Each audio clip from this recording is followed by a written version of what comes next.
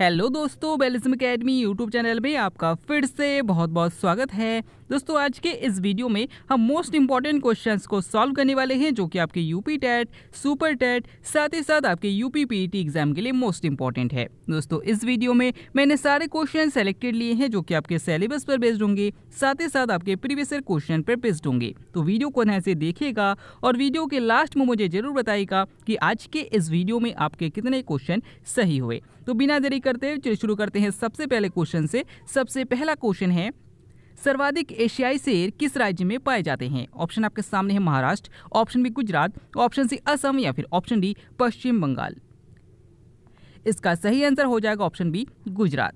दोस्तों, याद रखिएगा कि अगर आपसे पूछा जाता है कि भारत के किस राज्य में सर्वाधिक बाघ पाए जाते हैं तो आपका आंसर हो जाएगा मध्य प्रदेश में पाए जाते हैं। अगर आपसे पूछा जाता है कि किस राज्य में सर्वाधिक तेंदुए पाए जाते हैं तब भी आपका आंसर हो जाएगा मध्य प्रदेश में पाए जाते हैं। लेकिन अगर आपसे पूछा जाता है कि किस राज्य में सर्वाधिक एशियाई शेर पाए जाते हैं तो आपका आंसर हो जाएगा गुजरात में पाए जाते हैं। और अगर आपसे पूछा जाता है कि किस राष्ट्रीय उद्यान में सर्वाधिक एशियाई शेर पाए जाते हैं तो याद रखिएगा कि गिर राष्ट्रीय उद्यान में पाए जाते हैं जो कि गुजरात में है। अगला क्वेश्चन, कैंसर के उपचार में किस नोवेल गैस का प्रयोग किया जाता है? ऑप्शन आपके सामने है radon, option B argon, option C xenon या फिर ऑप्शन डी हीलियम। इसका सही आंसर हो जाएगा ऑप्शन ए रेडॉन। दोस्तों, आपने सुना होगा कि हमारे वायुमंडल में लगभग 78% नाइट्रोजन पाया जाता है, 21% ऑक्सीजन पाया जाता है, 0.03% लगभग कार्बन डाइऑक्साइड पाई जाती हैं और लगभग 0.93% नोवेल गैसेस पाई जाती है। ध्यान रखिएगा कि इन नोवेल गैसेस में रेडॉन गैस नहीं पाई जाती है। तो ये क्वेश्चन पूछा जाता है कि वायुमंडल में कौन सी नोवेल गैस नहीं पाई जाती, तो याद रखिएगा रेडॉन गैस नहीं पाई जाती और इस रेडॉन गैस का प्रयोग कैंसर के उपचार में किया जाता है। अगर आपसे पूछा जाता है कि किस नोवेल गैस को स्ट्रेंजर गैस कहा जाता है तो याद रखिएगा जीनॉन गैस को कहा जाता है। अगला क्वेश्चन, भारत का पहला द्वीप जिला कौन सा है? ऑप्शन आपके सामने Pamban, option B Majuli, option C Elephanta या फिर ऑप्शन डी गांधार। इसका सही आंसर हो जाएगा ऑप्शन बी माजुली। दोस्तों, याद रखिएगा कि विश्व का सबसे बड़ा नदी द्वीप जो है वो माजुली द्वीप है ये ब्रह्मपुत्र नदी पर है और असम राज्य में है। तो अगर आपसे पूछा जाता है कि जो माजुली द्वीप है ये किस राज्य में है तो याद रखिएगा असम में है। और अगर आपसे पूछा जाता है कि किस नदी पर है तो याद रखिएगा ब्रह्मपुत्र नदी पर है। तो याद रखिएगा कि यही पहला द्वीप भारत का पहला द्वीप वाला जिला है।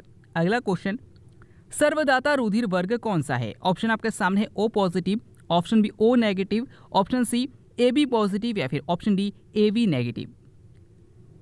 इसका सही आंसर हो जाएगा ऑप्शन बी ओ नेगेटिव।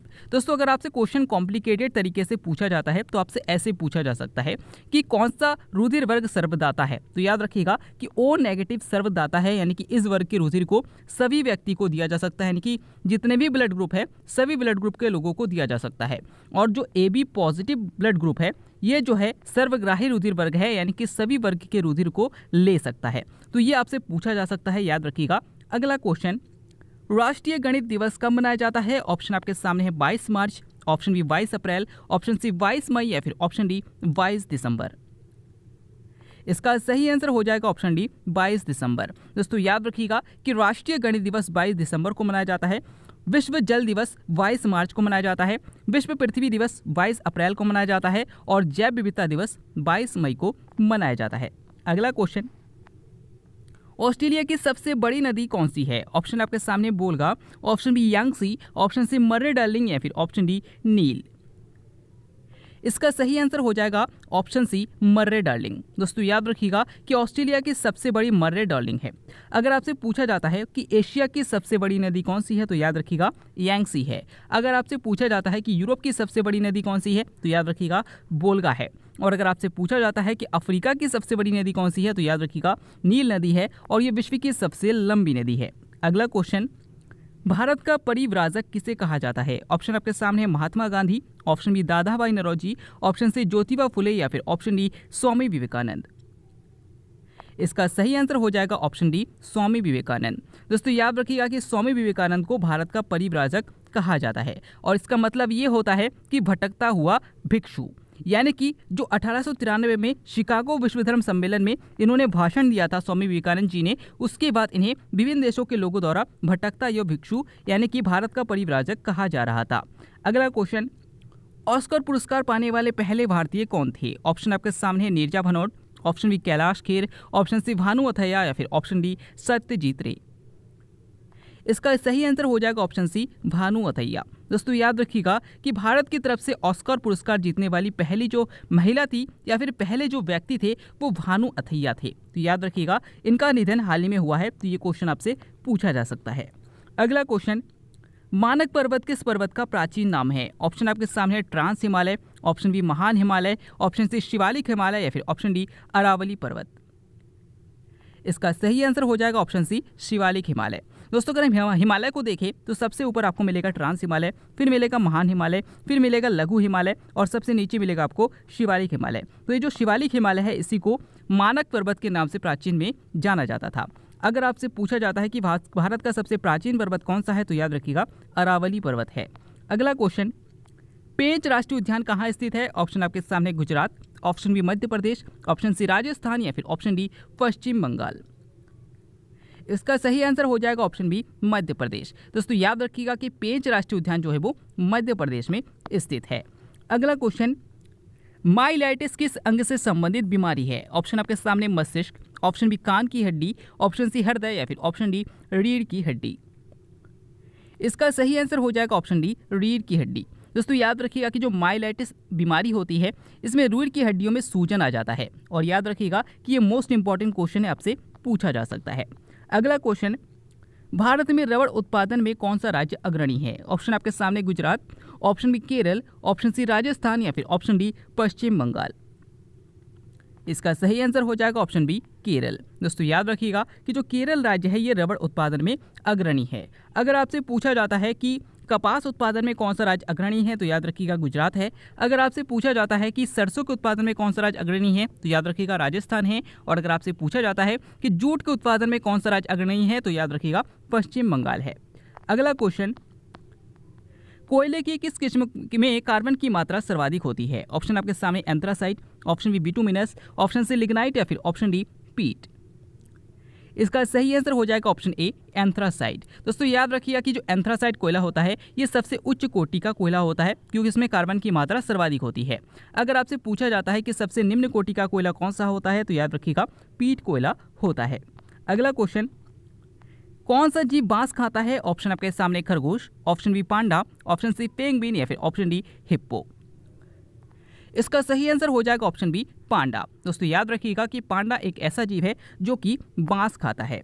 अगला क्वेश्चन, दमन और दीव की आधिकारिक भाषा कौन सी है? ऑप्शन आपके सामने Punjabi, option B Marathi, option C Telugu या फिर ऑप्शन डी गुजराती। इसका सही आंसर हो जाएगा ऑप्शन डी गुजराती।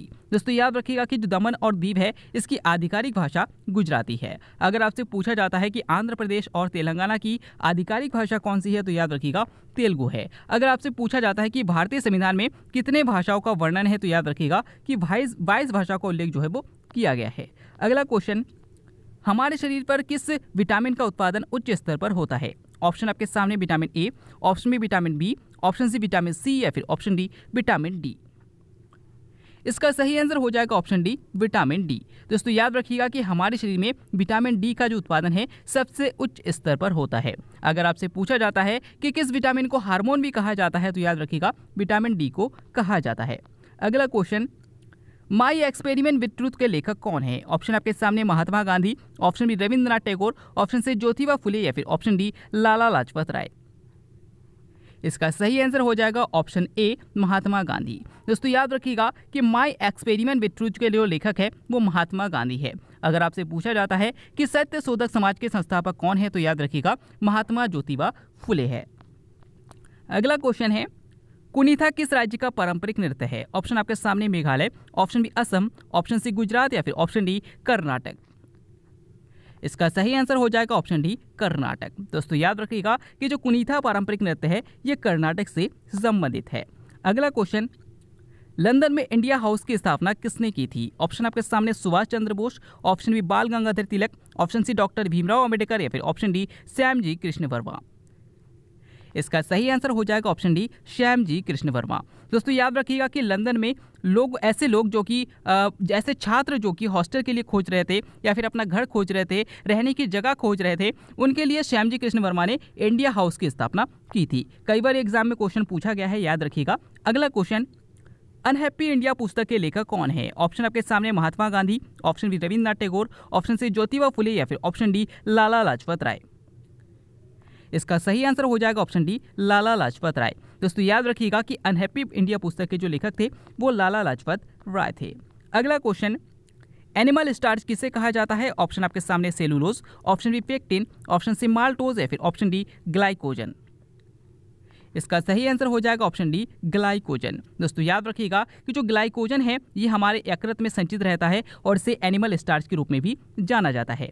अगला क्वेश्चन, कपिल धारा जलप्रपात किस नदी पर स्थित है? ऑप्शन आपके सामने Damodar, option B Godavari, option C Yamuna या फिर ऑप्शन डी नर्मदा। इसका सही आंसर हो जाएगा ऑप्शन डी नर्मदा। दोस्तों याद रखिएगा कि जो कपिल धारा जलप्रपात है ये नर्मदा नदी पर स्थित है।